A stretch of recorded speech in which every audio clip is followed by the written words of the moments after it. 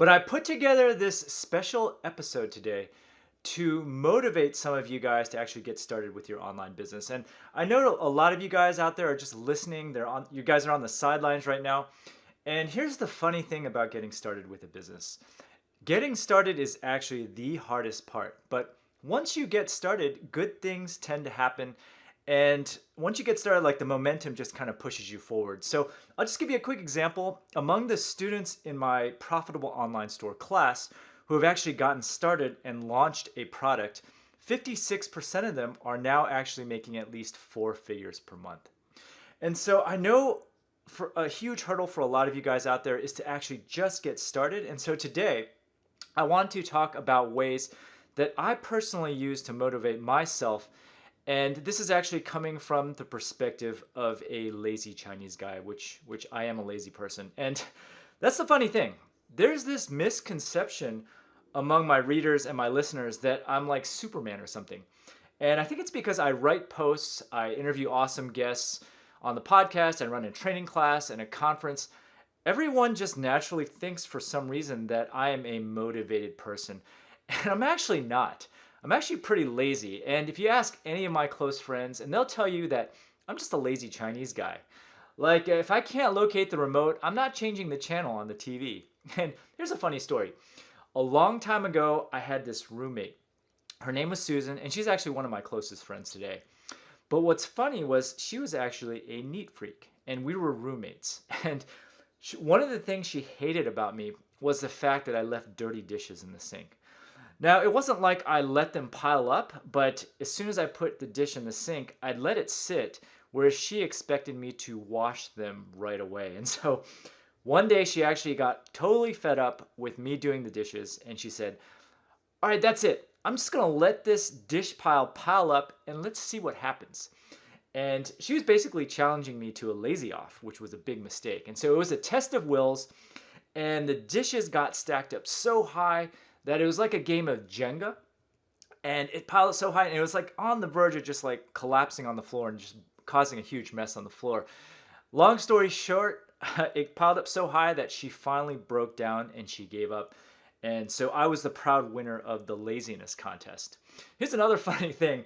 My roommate Susan, she was so neat and tidy that she actually knew the exact position of every single thing in her room. So for example, if I rotated an object like 45 degrees, she would notice and it would actually bother her. So as revenge, I would go into her room every morning when she wasn't there and I would just rotate one single object in her room ever so slightly. And that drove her nuts for a very long time. Anyways, back to laziness. I don't consider myself a self-motivated person. And I do the things that I do because I want and need to support my family. And I want to spend time with my kids. I don't think I would have quit my job and started these businesses otherwise. And strangely enough, I got a lot of stuff going on right now, with the blog, the podcast, the business, and the e-commerce store, but I actually don't work that many hours every single week. I would say that I'm just really good at doing what needs to get done, and then I just drop everything else on the floor. And one thing I do want to emphasize here is that I'm not a guru and I'm not an expert by any means. And in fact, I'm learning just like the rest of you guys. I treat my online store, Bumblebee Linens, like a laboratory. I try different strategies and I just report on the results. That's it. So when it comes to getting started, here's the thing that you need to realize. Almost all the successful entrepreneurs I know are not superheroes in any way. They're just regular people who have decided to take action without regard to failure out of their own personal needs. And for me, I know it was because I wanted to get a house in a good school district because my wife was quitting her job and I wanted to spend time with my kids. So these entrepreneurs who are successful, they aren't any smarter. They aren't any better. They don't necessarily work any harder either. And so if you're struggling to get going, I'm going to try to help you out today by telling you kind of how I motivate myself, because I don't consider myself the most motivated person or the most driven person in the world. And I want to start this out by telling you a story about mywifequitherjob.com, which is my blog. That blog almost never happened. And here's the thing. I knew I wanted to put out a blog, but I just kept putting it off day in and day out. And here's the thing. I was too lazy to learn WordPress. I was too lazy to just do all the research. And I was actually too cheap to kind of waste any money on the project until I knew what I was doing. And I knew I really wanted to do it. And I actually just kept talking to my wife about it day in and day out. Ended up driving her crazy. Finally, she got fed up and said, either launch it or be quiet. Actually, she didn't use the word quiet. She used shut the whatever up. But anyways, being a notoriously frugal guy, I was very reluctant to blow any money on this project before I knew it was going to be successful, but I went ahead and signed up for 3 years of web hosting up front. And that actually forced me to take action. Because I put down actual money, it actually gave me the push I needed to follow through. Now, today, if I'm too lazy to do something, I just actually pay for the thing up front, and that actually works for me. Now, I might be biased, but if you're having problems getting started, attend my conference. The Seller Summit is actually a great way to force yourself to take action. And I just want to take a couple of minutes to talk about one of the attendees from last year. His name is Dean Waterrud. He actually got really motivated at my conference. He took action 2 months later, launched his product 2 months later after the conference, and he ended up making over $120,000 6 months later. So taking action really helps. Putting the money down and forcing yourself to get started really helps. Now, another hurdle that often prevents me from getting started with a new business venture is worrying about the equipment. So, for example, when I started this podcast, I was worried about my mic. When I was going to do webinars, I was worried about my camera. With my store, I was worried about taking great photography. Here's the thing. One thing that I've learned over the years is that production value matters much less than you actually think. So I'd love to show you my webinar setup, for example, right now. I'm actually using the webcam to do this Facebook Live. But basically, my setup consists of a crappy webcam and then free software. Nothing special about my equipment. I think I probably spent under $100 on everything. And this webinar crappy equipment setup made me $54,000 2 weeks ago. Okay? And so, the key to success that I've come to realize is really about you and your abilities. Your equipment doesn't matter. And just for kicks, I just want to let you guys know that I am still using Microsoft Office 2003. My buddy Greg Mercer rags on me day in and day out, but just want to tell you that Microsoft Office 2003 is the best version of Office that was ever created. All right, so my next tip on how to get you guys to get started is to simply throw your goals out the window. Now that sounds a little bit counterintuitive, and I'll explain why in a sec, but I just don't set goals at all. And in fact, I tried it last year for the very first time, and it really sucked. So last year, if you guys don't know, I set the goal of making $1 million with my blog.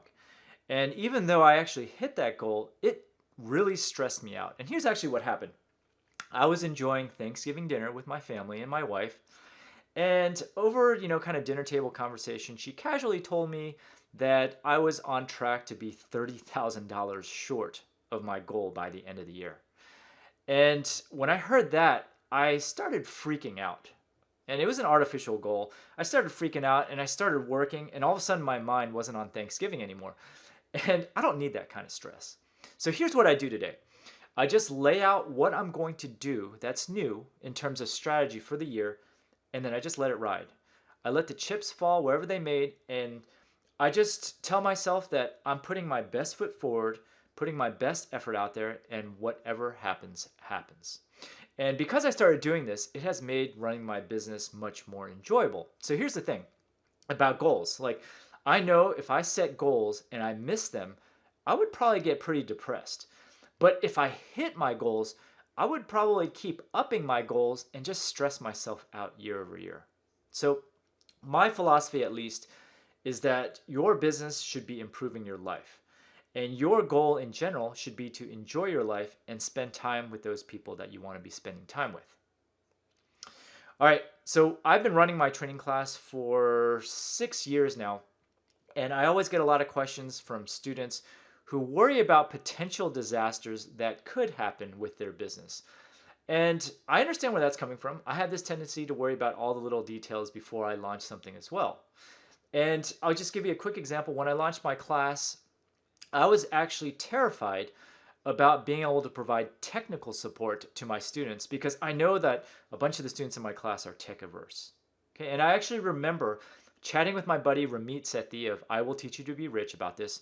And we were on the phone and he said, I told him my concerns and he said, dude, you are such an engineer. Why are you worrying about this when you don't even have any customers yet? Just get some customers first and then worry about these problems. And you know what? He was right. So I've been running my class for about 6 years now, never had a problem with this at all. And here's the thing, we all have a tendency to think about worst case scenarios. And so instead of doing this, over the years, I've been training myself to think otherwise. And so now I try to think of things in terms of best case scenarios instead. And I'll use my conference as an example. So the Seller Summit. Last year was the first year I threw the conference. And this was actually the first time that I had to put down serious coin without any expectation of return. So I don't remember the exact numbers, but I was betting $40,000 or something on that order. And, at that point, I had to sell tickets just to even break even on the event. And so I was terrified that I was going to lose all this money if I wasn't able to sell the tickets. But then my partner, Tony, reminded me of how much fun it would be to meet up in person. And what was the worst that could happen? In the grand scheme of things, I would be out some money, but I knew I was going to sell some tickets. So in the worst case scenario, I probably wasn't going to lose that much money and I was going to have a blast at the same time. And so in the grand scheme of things, 99% of your doomsday fears are not going to be a big deal. And, you can ask yourself, what's the worst that could happen? When it comes to starting an e-commerce store, for example, what's the worst that could happen? You might make less than you think. You might learn about how to run a business. Think about it this way. Either way, you will benefit, whether it be from making more money or you'll learn a lot of skills on how to launch your business. And these are skills that you can take with you, and they're very useful beyond just running a business. Now, another hurdle that I commonly get asked about is the tech. A lot of people come up to me and they say, hey, I'm really tech averse. Can I handle the tech? Now, as a former engineer, you would actually think that I obsess over tech. But it's actually because I've been in tech for like the last 20 years, I'm actually against trying to do too much automation with my businesses. Now, when I was an engineering director, my mantra was actually the KISS principle. Now, if you don't know what KISS stands for, it stands for Keep It Simple, Stupid. Keep in mind that when you're launching your business and you want all these bells and whistles, every single feature that you add actually adds significant risk to your project. So while I love automation and getting all the software and everything cool, I actually never devote any time to automating anything until it actually becomes really painful for me. So you'll notice like my website, I don't use anything fancy, no fancy JavaScript or anything. With my course, I actually still manually process a bunch of things. Like I process delinquent payments by hand. It doesn't happen that often. I could automate a whole bunch of other things with my business, but to be quite frank, I'm too busy trying to sell Girl Scout cookies right now. And my daughter's in this contest and she's going to win. Okay, and so moral of the story here is keep things simple and just get started, get the thing out the door, even if you have to do some things manually in the beginning. It's not going to be the end of the world, and you can always automate things later on. All right, so my next tip is actually a problem that I have myself and that I have to force myself to do, and that's to actually ask dumb questions. Now, because I blog and teach a class, I have this problem that everyone always assumes that I know everything. And this sucks because I don't. And it makes me afraid to ask questions or else I look stupid. So one thing that I've had to force myself to do is to force myself to ask dumb questions. Okay, and a perfect medium for this is how I handle my podcast. Now, if you listen to my podcast, I have this tendency to ask questions even if I know the answer. And I even ask questions if the topic is very simple and I don't know the answer. Even though like in the back of my mind, I feel like I should know the answer, I'll ask the question anyways. And doing this allows me to constantly learn. So even on topics I am familiar with, I always pick up new tips from my guests on the podcast, which is pretty cool. And in fact, once you get used to asking dumb questions, it ends up being a huge relief. You never really feel bad about yourself.